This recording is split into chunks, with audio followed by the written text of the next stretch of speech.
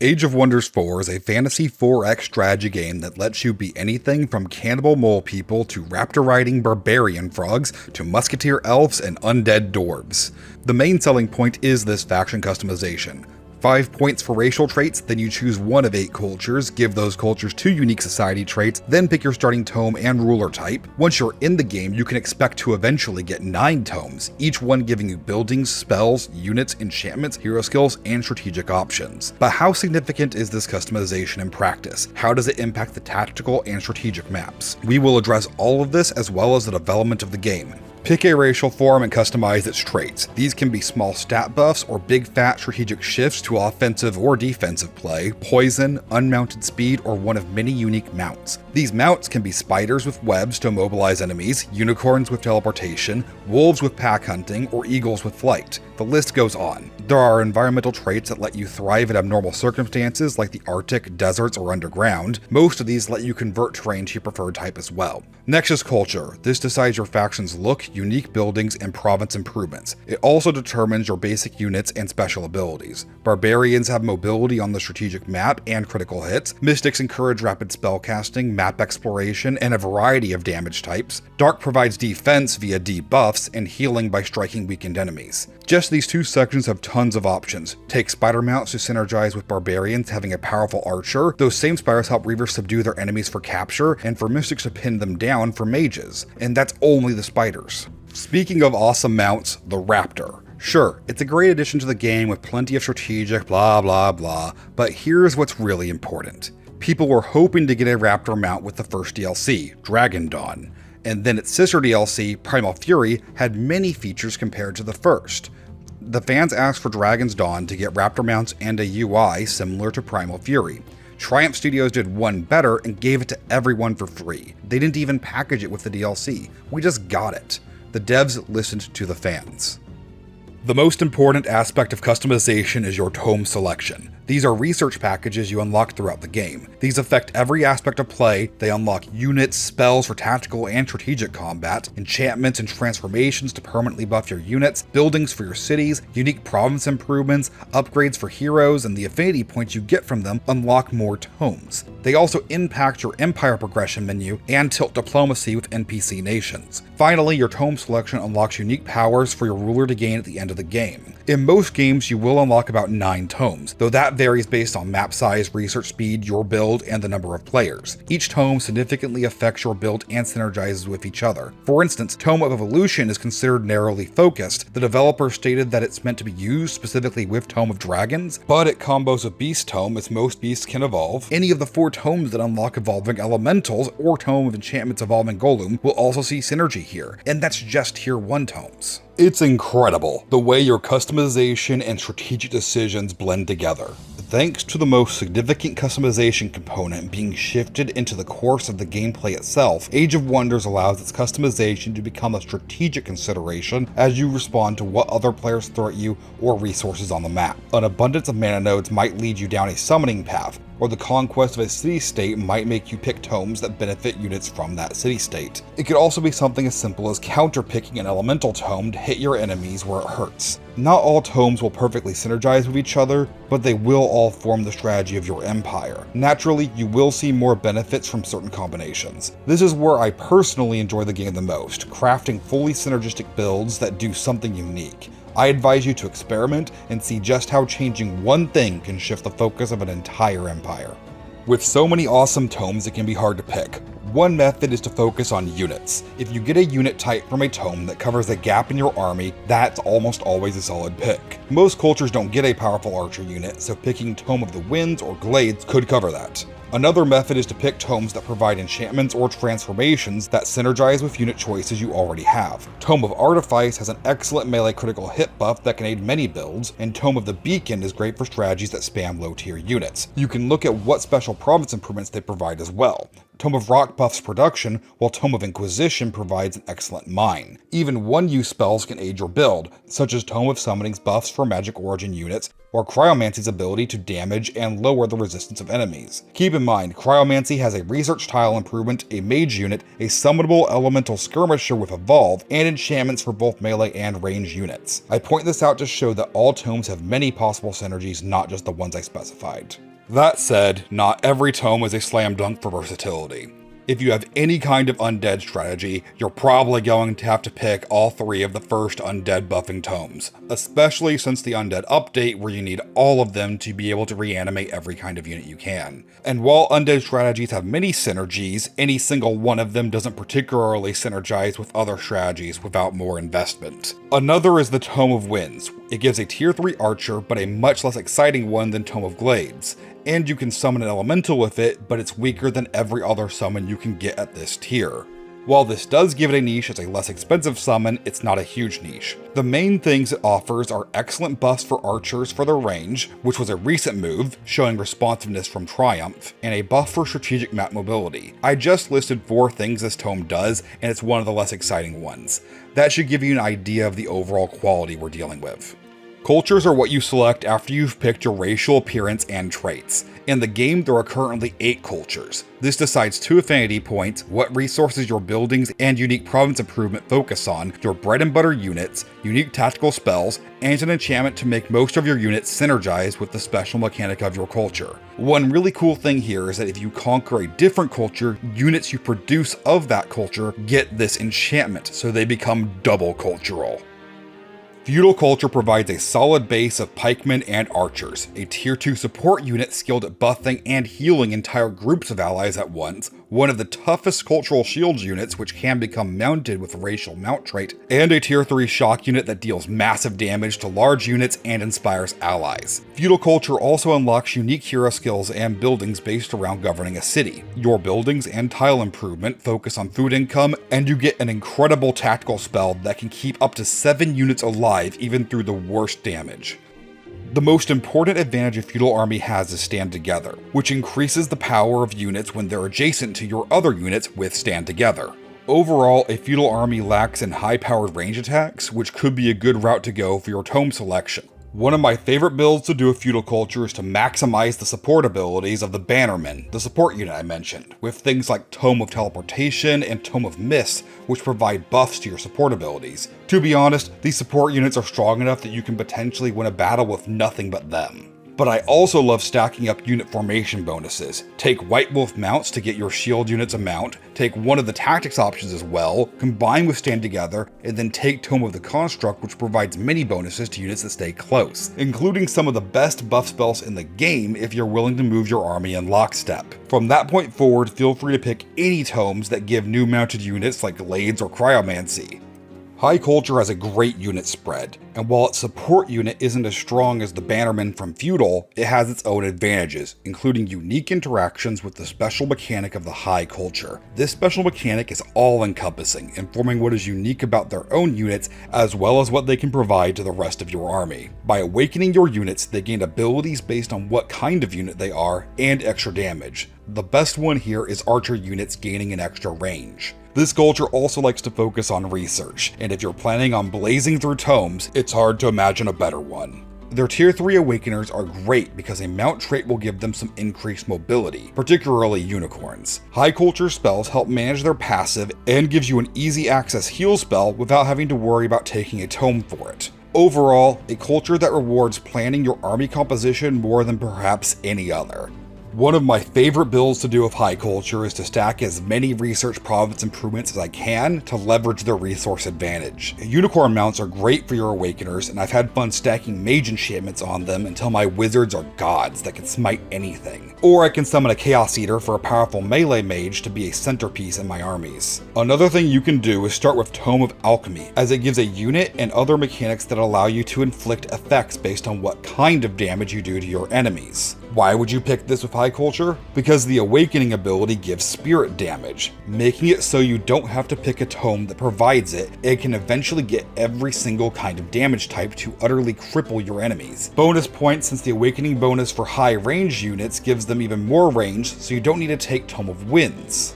Barbarian culture is the weakest culture in the game currently, but with several powerful builds you can focus on to overcome this. Their claim to fame is their tier 2 archer that becomes mounted with a mount trait, their tier 1 shield units that provide a stun, and a tier 3 shock unit. Their skirmisher and support are hardly worth writing home about. Playing Barbarian effectively is all about maximizing those first 3 units, particularly the Archer and the Shock, which is why their builds end up being more limited compared to other factions. Their coolest advantage is that their scouts can build outposts, while other factions are limited to their heroes doing that. These outposts can also instantly heal and refresh move points for units on top of them, giving them unparalleled strategic map mobility. Their unique faction ability procs on critical hits, giving extra blight damage. While not a bad ability exactly, and a buff from where they were at, it also means that if you're not taking tomes and hero skills to increase critical hit chance, you really are just not playing them to their full strength. These limitations make them my least favorite faction.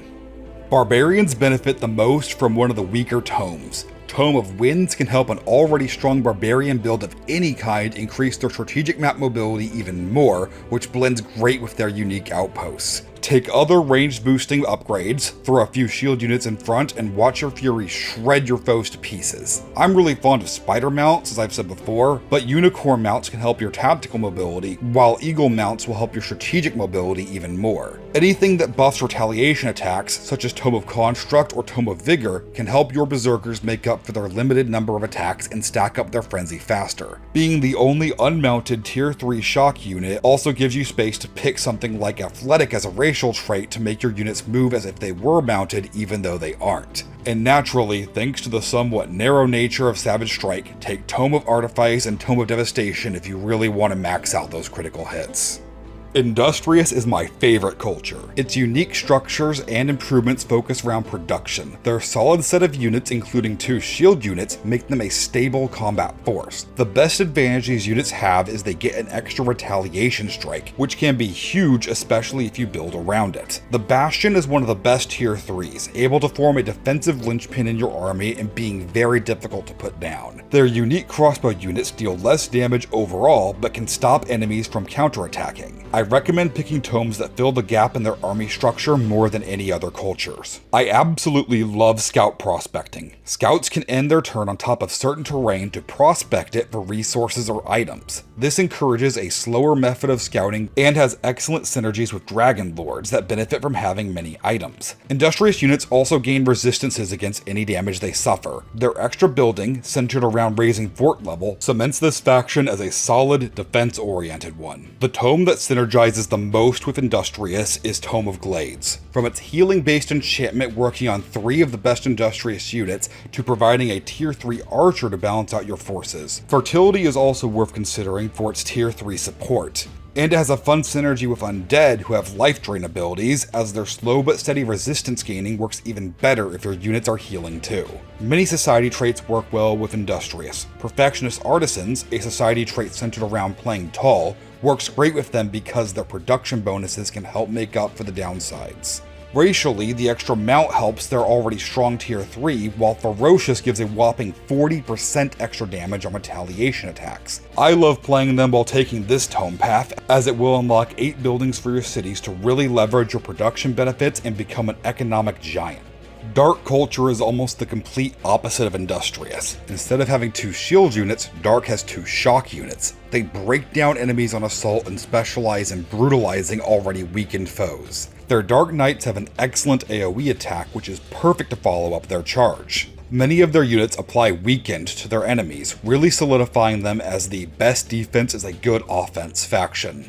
Their claim to fame is their incredibly powerful Cull the Weak trait. It provides a damage buff and a heal when striking weakened enemies, which they're quite good at creating. The problem they run into is that things that provide strengthened are very common, and these two cancel each other out. Only if you can overwhelm their strength can you enjoy this bonus, but it has such a high reward I understand why. Structurally, they produce more draft and their cities don't have to be as concerned about the morale of their citizens.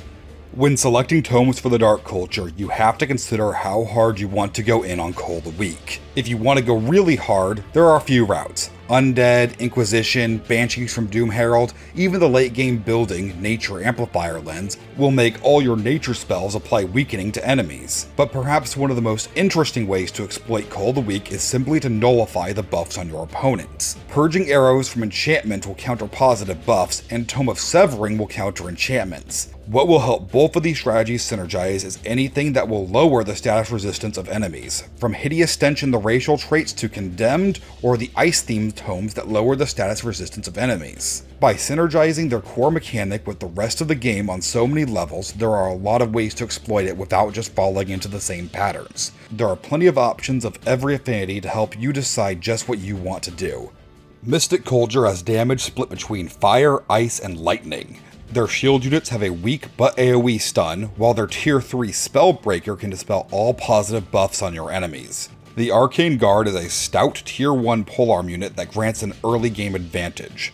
Overall, they focus on mana, making Mystic the premier culture for summoning and enchantments. Their Scout is a non-mounted racial unit with the ability to fly. It has less speed than other Scouts, but isn't obstructed by terrain, and the athletic trait makes up for this weakness. Their primary benefit is Starblades. As you cast spells, all your units that aren't mythic or archers will gain fire, ice, and lightning damage channels. The increased damage is consistent, easy to maintain, and always welcome. Though unless you account for it, you are going to need to delay your opponents if you want to engage them at full strength. This ability gives them a unique synergy with Tome of Alchemy, meaning that as early as your first fight, you could be regularly triggering 4 status effects on every hit. Mystic units and abilities serve more as a toolbox for you to consider how they will support your broader strategy. Very rare is the Mystic build that will carry the day on the backs of its core units. As fun as it is to spam Battle Mage enchantments and watch your wizards wreck worlds, it's in a minority of builds. Consider what you can do with AoE stuns, with a broad damage buff to all your units, with the Spellbreaker's ability to nerf your enemies, or with the increased mana income. They are a natural choice, though not mandatory choice, for summoning-based builds, which will really need their own section. It's worth mentioning though that if you did take Athletic for your racial trait, that will benefit one of the best summons in the game.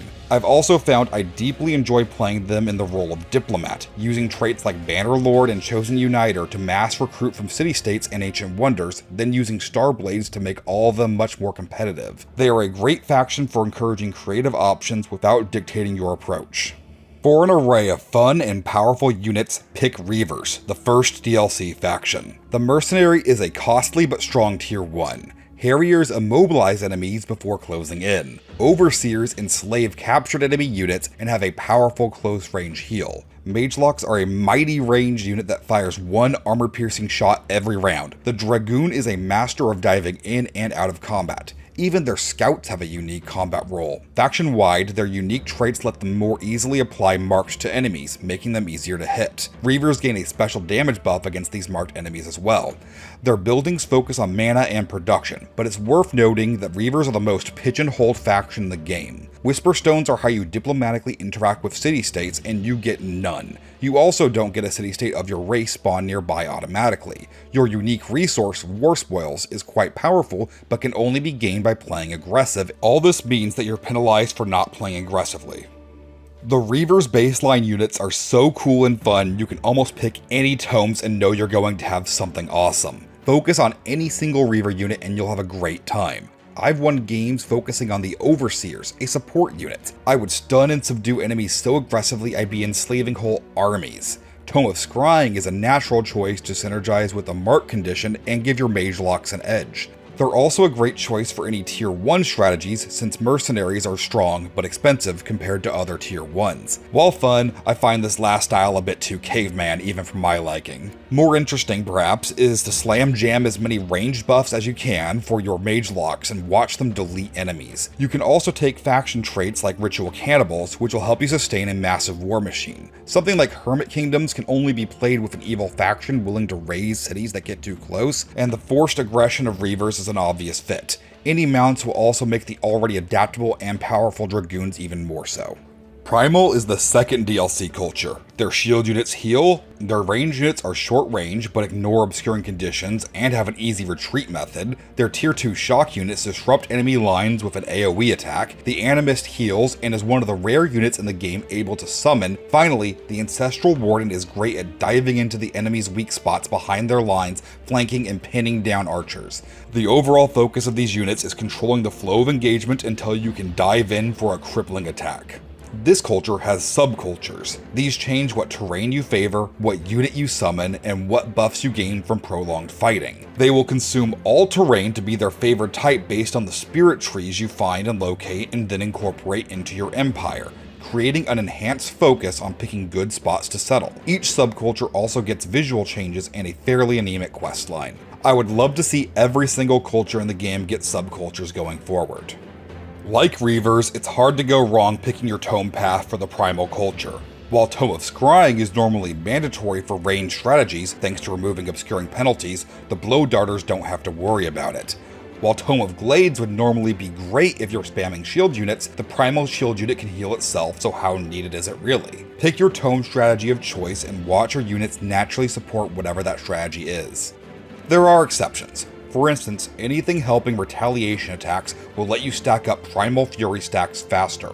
Something like Transmutation, which focuses on a high tier battle mage, is a big help too. But my personal favorite build that lets these buffs speak for themselves, maxing out racial transformations. Stacking up a new transformation every tome until your units are all horrible freaks of nature, but giving them permanent buffs to all your culture units, which are excellent even without these buffs. The cultures are generally well designed and offer unique playstyles without limiting your approach, so you can be as creative as you want. The same tome path with a different culture can lead to very different results. But another excellent aspect of customization are society traits, the ways you can modify any culture. This is one of the most important steps for deciding your overall strategy. Whether you pick Imperialists to reshape your empire into a more cohesive whole, Ritual Cannibals and Ruthless Raiders to gain resources from killing units, Experienced Seafarers to give you a military and economic advantage at sea, Devious Watchers to give your scouts some powerful early buffs, Reclaimers to construct artifacts, or Mana Channelers to make your summons cheaper, these will provide synergies for your strategy. Some traits are very demanding, forcing your strategy to shape around it. Hermit Kingdom gives a powerful economic buff, but you need to be willing to burn down anyone who gets close.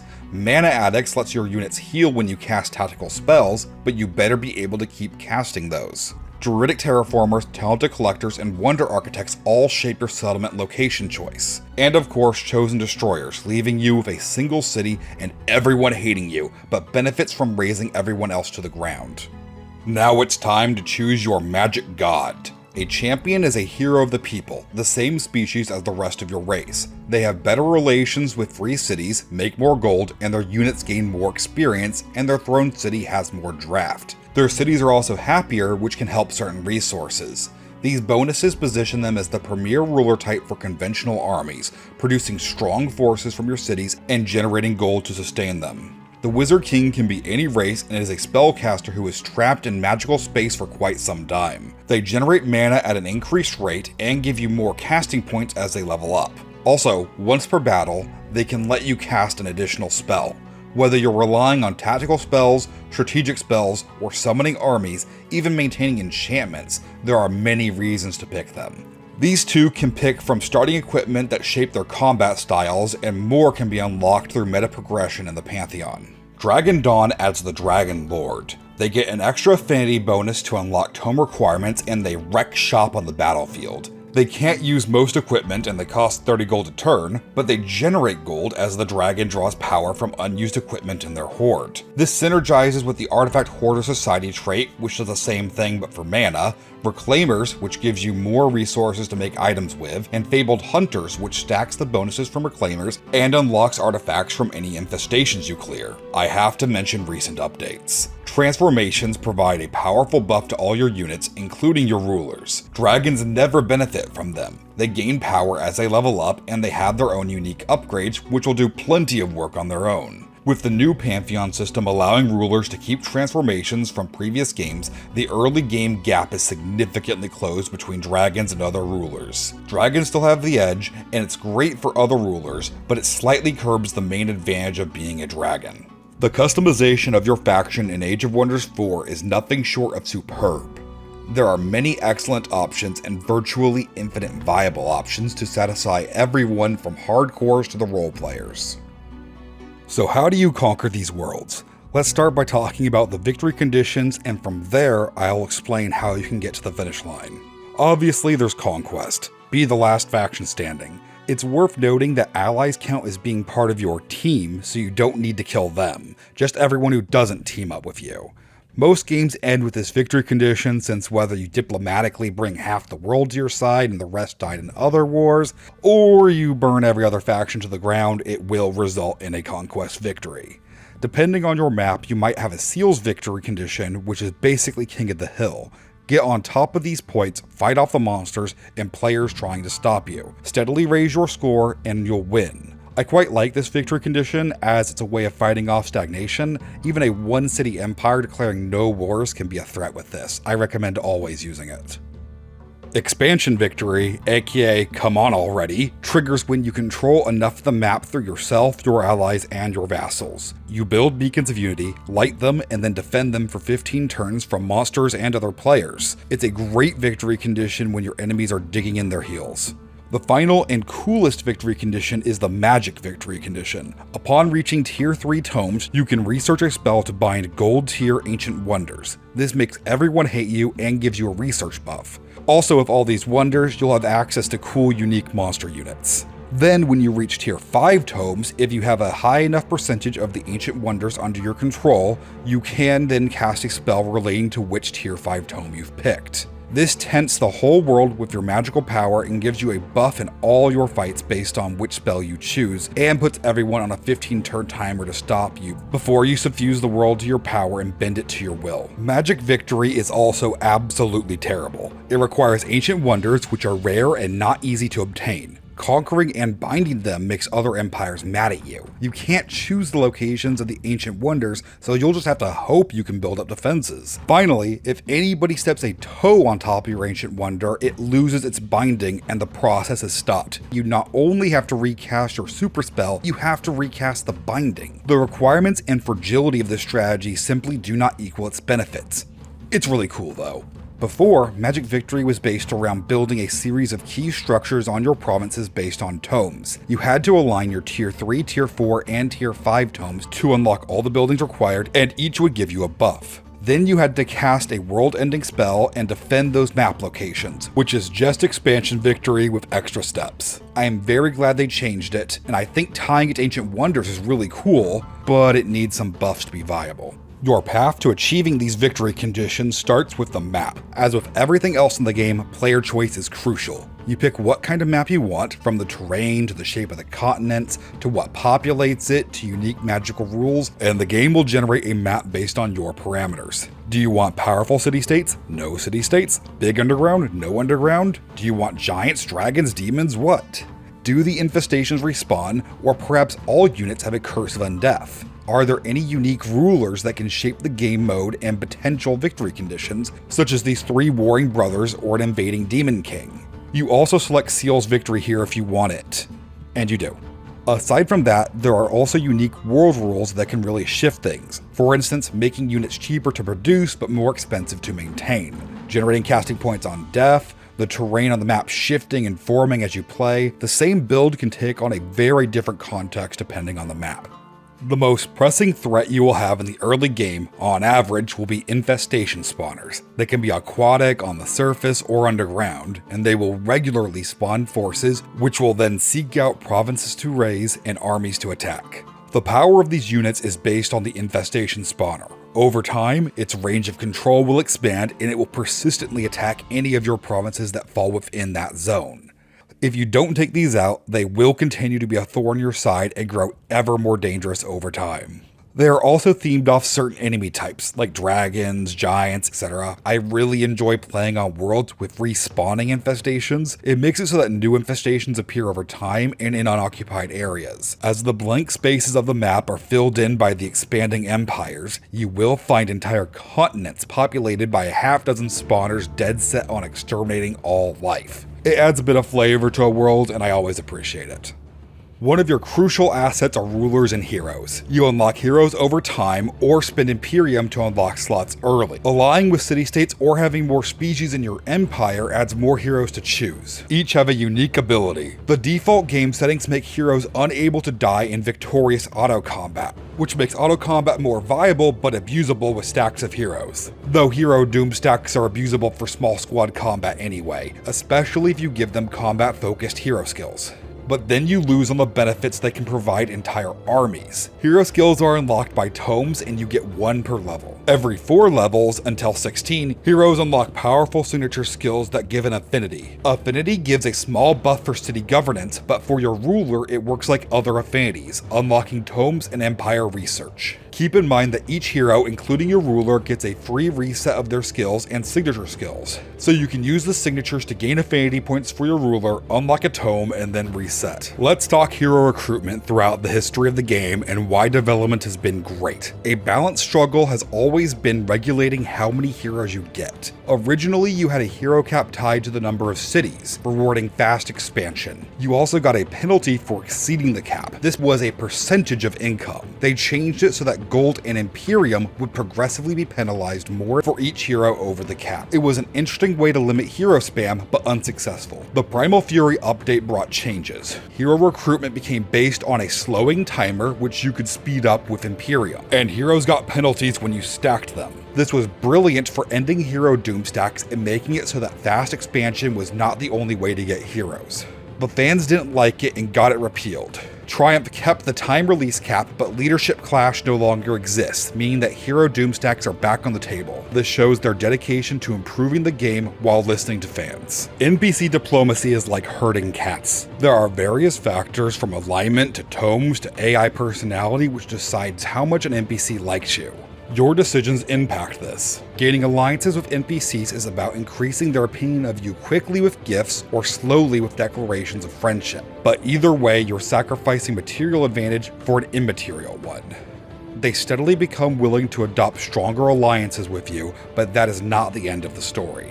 NPCs fight each other. Befriend the wrong selection, and you will find yourself going to war with your former allies as you're forced to choose sides like a messy breakup. In earlier versions of the game, allying with more than one NPC was almost never worth it as they were very flaky, but over time, the diplomatic environment with the AI has improved. Still, look at what the NPC likes and dislikes and see how it will match your playstyle. It pays to know whether your alliance is worth investing in or if they're only a future enemy. As opposed to something like Civilization, the strategic map is only one half of things. As you attempt to bring nearby resources under your control and deal with early threats, you will be invited to tactical combat. Here is where all your strategic decisions are tested. Every spell you researched, every spell you didn't, what units you chose to recruit, and where you moved them.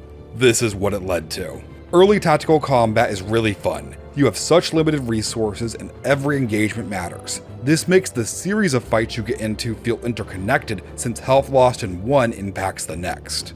You can't cast spells in the first turn of combat, but you always have the option of retreating your units to buy time if that's an important part of your strategy. For instance, mystics or factions with the Mana Addict Society trait might care about that. Know what you and your foe can do. Disrupt enemy support, battle mage, and archer units by getting in melee. You can stop enemies from retaliating with shock units, but those can be countered by polearms. Plan your engagements well. This is in an ideal world. If you pick Tome of Pyromancy, your melee units deal extra damage to burning foes and your archers inflict burning. Using the latter before the former is great, but the situation doesn't always allow for it. Any unit can enter defense mode, reducing damage. It gives a stronger zone of control and makes them less easy to flank. If they're shield or support units, they buff allies. Whether your race is sneaky to get extra damage from flanking or you're trying to lower morale, remember this. Where the battle lines meet is important. Will you prioritize initiative or defense? Can you force your enemies into specific terrain? Can they stack buffs on themselves if you don't charge them fast? Can you draw out some of their units or target one of theirs that's out of place? Pick an optimal battleground.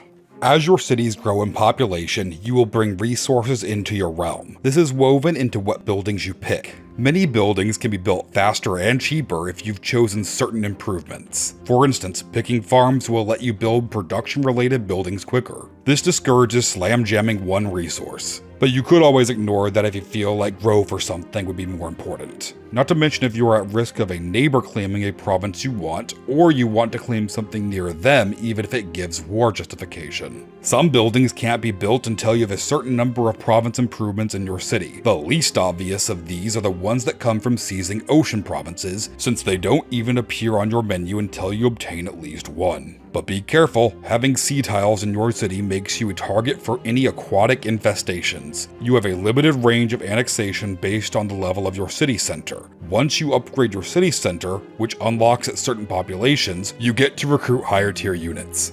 Most games will end when you have between 3 to 5 cities depending on your build and goals. Expand your city cap by spending Imperium, a very rare resource. While having many cities is useful for generating more resources, the cost of defending and upgrading a city outstrips the temporary gains. In other words, cities have an upfront cost to keep developing them at a good pace, which will pay off in exchange for costing in the present. This economic aspect forms the key difference between aggressive and defensive play. Going to war to seize a city is risky, expensive, and possibly fruitless, but if all you do is channel your resources into economics, you will be caught with your pants down and miss out on certain opportunities.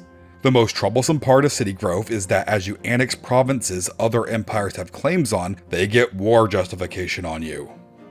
War justification is exactly what it sounds like, tracking just how just a war would be. On the higher ends, you get many buffs both to public perception and Imperium. On the lower ends, you will take an Imperium penalty as well as an opinion penalty. The exception are Reavers, who only take the opinion penalty. You can manage war justification in several ways. You can offer to pay people to forgive your transgressions, which will shift the balance in your favor and make it harder for them to go to war. You can declare a rivalry, which will hurt relations between your factions, but make any grievances you gain all the more powerful. This stacks very nicely with the Fabricate Grievance action, which takes 5 turns but helps you get more justification. If you really want to annoy people, plant outposts near the edge of their territory. They will have to take provinces you have claims on and give you more grievances. This system forms the core of the diplomatic gameplay as you balance your reasonings for war and leverage them through strategic decisions. The Imperium you gain from just war is key.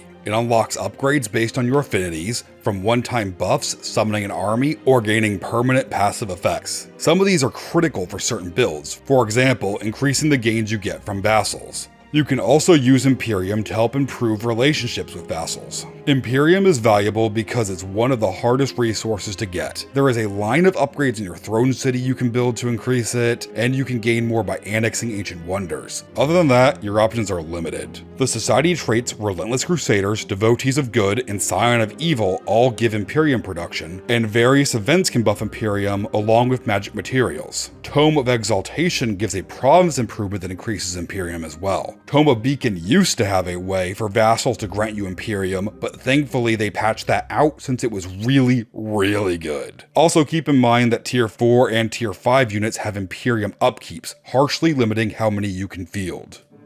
The mid-game is where ancient wonders start to seriously clear out and where large-scale battles begin. Everyone is within reach of everyone by this point, even if transportation can be slow. Small fish get swallowed up by the big fish, and the different alliances are being solidified. Normally at this point you will enter a massive world war with 1 or 2 NPC allies by your side, but if you're lucky or chose your alliance as well, perhaps you can eliminate your enemies one by one instead. On easier difficulties, you will have to deal with one primary army from your opponent. The computer prioritizes gold and mana production heavily, so they will often have larger armies than you. On harder difficulties, the enemy will strategically divide their forces and hit you from weak angles. Prioritizing strategic targets and properly executing on whatever the primary strategy your build has will be critical during this phase. This is around when tier 3 tomes are being researched. Behold, Ancient Wonders, the strongest provinces in the game, and they give Imperium. They impact Rally of Lieges, giving access to more units, including ones that could never be recruited otherwise. You can only enter an Ancient Wonder with a single army led by a hero. Upon entering, you will be given a choice to mitigate the advantage the opposing army will have, at some kind of a cost. As you transition out of the small early warfare to the mid-game where full stacks engage, Wonders take over the smaller combats. This keeps combat diverse, and if you want to claim Wonders, you will have to develop an army that is elite, not just numerous. Wonder battles are fun because once battles get too large, they have a different feeling. Massed armies meeting rather than careful squad warfare. It's a simple fact that as you make battles larger, the usage of individual units will matter less. So the Wonder battles are where you push individuals to the max. Magic material battles are similar but different to Wonders. Magic material battles have a unique location each and unique effects, as well as stronger than normal guardians for their resources. These are easier than Wonder battles because you can overwhelm them with raw numbers fairly easily by the mid-game. But if you want to unlock these precious resources earlier in the game, you will need to engage in the same kind of tooth and nail small squad warfare that Wonders require. Magical materials are worth it because when they're annexed, they provide a powerful resource buff to a city, a broader effect for the whole empire, and another one when you complete sets. These aren't small either. Extra Whisper Stones for seducing city-states or increasing the morale of your empire, reducing the time it takes to settle cities, reducing the cost of all future research. It's all very strong stuff, but it doesn't reward you for having more than one of each resource in your empire. Your cities will still get buffs, but the broader effects aren't enhanced. The exception to this is Item Forge. You will unlock many pieces of equipment of various tiers. Some are in treasure chests, or maybe you're playing industrious and mining them out of the ground. Infestations and other NPC battles can drop them, and some can even come from event decisions. These provide powerful buffs for heroes if you equip them, but have a short delay between equips so you can't juggle equipment between heroes in the same turn. However, you can smelt any of these down into essence shards using the Item Forge building you can unlock in your throne city. You spend these points to craft artifacts with appearance and abilities of your own design. The appearances are unlocked through Pantheon meta progression, while the abilities are unlocked by having magical resources within your control. And the most powerful upgrades require having 3 of specific kinds of resources. If this is important to your strategy, it will fuel exploration, outpost building, annexation strategies, and which empires you go to war with. The stronger the item, the longer it takes to forge, but it's a small price to pay for a sword you always wanted. Getting a city-state as your vassal gives territory to heal in, resources every turn, units to recruit in Rally of Lieges, an ally to direct towards targets, and progression towards the expansion victory condition. You gain loyalty and eventual vassalage from a city-state as you complete quests or leave them with a Whispering Stone. Don't be afraid to spend some Imperium to rush the process. You can use Tome of Faith to make a good impression on them as well. Other players may be competing for their interest, and if you snatch a nice vassal from them, they will have a grievance on you. You can also gain vassals by conquering cities and releasing them as vassals under your control. Reavers have their own unique way of interacting with vassals, being able to spend war spoils gained from conflict every 5 turns to increase their relationship. Once a vassal has sworn fealty, you have to drop the ball really hard for another person to swoop in and steal them, but that is so impossible I have literally never seen it happen. Speaking of Rally of Lieges, it's a method to quickly recruit cheap units. Every so many turns, which you can speed up by paying, you can pick units from a pool based on your vassals and Ancient Wonders. You gain access to crazy units like fairies, giant stakes, phoenixes. A strategy focused on this will benefit from enchantments more than transformations. You can give these units to your vassals. They can guard the city-state or automatically join the next mission you give them. Missions are the city-state sending forces to infestations or enemies, and if they ever aren't attacking fast enough for you, you can spend Imperium to force them. Missions are useful, but you won't win a game with it. You will still need to form the spear point for serious conquest against other rulers, even if your vassals are providing backup. Previously, city-states were much easier to defeat and much less valuable as allies, but as of recent updates, they can cast spells and gain access to tier 4 units for their own use and for Rally of Lieges. Another win for development. In the mid-game, you're fighting more siege battles. Defensive structures add fort levels to cities, and when you move a hero within range of an enemy city, you can begin a siege to wear down those fort levels. Spend golden mana on siege projects, which can give you buffs, sap your enemies' buffs, or give them debuffs. It will take several turns no matter what, and in that time your enemies can put effort into recruiting more units to that city or sending allies to relieve the siege. Once combat begins, you will be greeted with a special siege map which incorporates all the buffs and whatnot that you are both employing and a unique city for each culture. If you win your siege to take the enemy city, you will occupy and decide whether you want to integrate it into your empire, as your race or not, release it as a vassal, or raze it to the ground. While you're doing this, enemies can still show up and try to free the city, leading to another special war map of the interior of the city.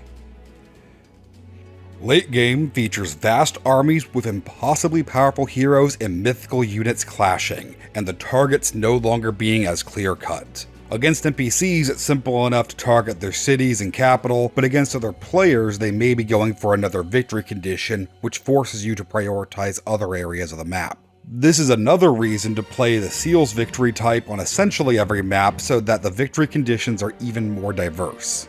As with any good strategy game, by this point the victor should quickly become clear. The final phase is about grading everything you've done before. You can be the best tactician in the world, but if an opponent has made better strategic choices than you, you will struggle to convert your tactical victories into meaningful wins. One of the most important parts of the game is how the AI plays. Overall, it performs admirably, but AI will be a weak point in strategy games for a long time. Age of Wonders 4 does not perform worse than other turn-based strategy games and performs better than most. The targeting priority is strong, but it doesn't understand the importance of disrupting ranged units. The AI struggles with movement and support skills. It's bad at using them with an eye to the entire army. Units will use support skills when they can, and if they can't, they will just charge the enemy lines, causing armies to become divided. Units with mobility powers will peel ahead, and it will result in the same thing. Heroes suffer from this since they are valuable and likely to have both mount and a teleportation skill. The AI marches each group up to the closest enemies, resulting in 2 to 3 battlefronts. You can use defeat in detail to focus each group down. These last two issues could be solved with a function to keep army cohesion in mind. Against harder AI, you may have to fight as many as 9 full armies in a row or even more, and while auto combat is typically generous while still giving you the hard fights to deal with, that many can be problematic. I recommend handling the first fight manually, which will leave you in a stronger position to auto combat the others. Against players who can keep their army united and moved about better than the AI, combat can be much more difficult. Especially by the late game, the number of strategies that can be employed are frankly insane, and the tactical decisions based on those strategies just as challenging to deal with. It will typically be a trial to exhaust your enemy's critical units while they do the same to you, and you have to position to avoid wide-sweeping AoE attacks. If you're in a position where your opponent is doing something to you that you just can't counter, this will almost always stem from poor strategic choices ahead of time.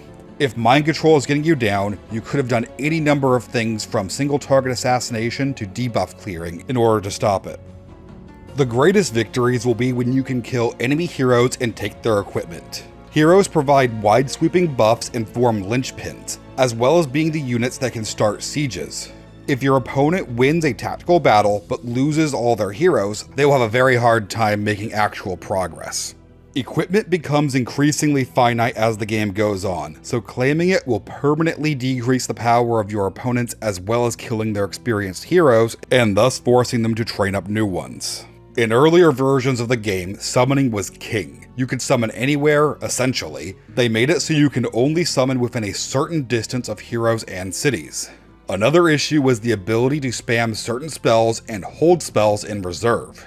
You could save up and spam strategic spells to nuke entire armies before engaging in combat and scoring an easy win. At one point, you could have one of each spell saved up and then just unload. They tried making it so you could only cast one spell per turn. They found it too restrictive in strategic combat but kept it for tactical combat, which is a good change because it stops you from spamming all of your spells on the first turn and then tactical combat becomes less interactive. Now, instead of being able to save every spell, you can save 2 or 3 of an upgrade in strategic combat. They made the top-end combat spells cheaper while the bottom ones became more expensive. This made for a healthier spell environment where those who wanted to cast big spells didn't lose automatically to Magic Missile. Once you beat a game, you unlock Pantheon points, which can be used for meta progression, unlocking items or more complex society traits or even mount skins. When your ruler ascends to the Pantheon, they gain a unique trait based on what tomes you researched. Some are economic, like Forge Master, while others let you reanimate corpses or provide a cascading buff to your units. An ascended ruler is stronger than one who is not, and you get to keep your transformations as well if you're a wizard, king, or a champion. This is another area of the game that has been nothing but improved. On launch, you could only create a faction by starting a match. Then we got a create faction button, which was very kind of them, but probably should have been there in release. However, this had the issue that anytime you wanted to edit your ascended character, you couldn't because an edit would be saved as a new copy that had not been ascended. Finally, as of the Primal Fury update, you can edit rulers in your Pantheon without the edits being unascended. Another example of excellent improvements throughout development, consistently and over time. There are two things I want you to remember as you walk away from this video. 1. I want you to be amazed by the sheer variety of viable strategies in faction customization and how these can interact with the game systems in interesting ways. Even if you pick the exact same tomes and culture as somebody else, your race, society traits, economic strategy, starting location, and tactics can lead to wildly different results. Explore to your heart's content and enjoy the way that customization loops back into itself and feeds into other systems. And 2, I want you to deeply appreciate the changes the devs have made to this game over time.